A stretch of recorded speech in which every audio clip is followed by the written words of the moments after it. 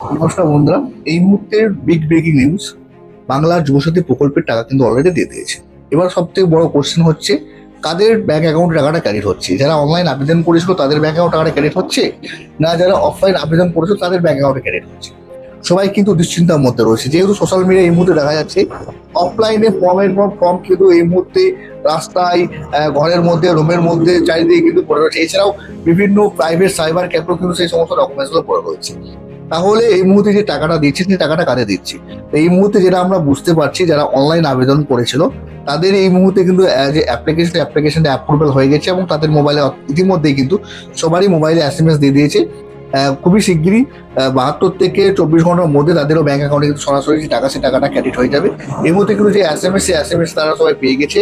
হোয়াটসঅ্যাপের মাধ্যমে এসএমএস দেওয়া হচ্ছে এবং আপনাদের নর্মাল এসএমএসও করে দিচ্ছে। তো যাই হোক, যারা অনলাইন আবেদন করেছে তাদেরই ব্যাংক অ্যাকাউন্টে কিন্তু আগে টাকা ঢুকবে। আর যারা অফলাইন করেছে তাদের মন খারাপ করার দরকার নেই, তাদেরও কিন্তু আস্তে আস্তে প্রসেস হচ্ছে। তারপরে কিন্তু তাদের যে ব্যাংক অ্যাকাউন্ট, সেই ব্যাংক অ্যাকাউন্টে টাকাটা ক্রেডিট হবে।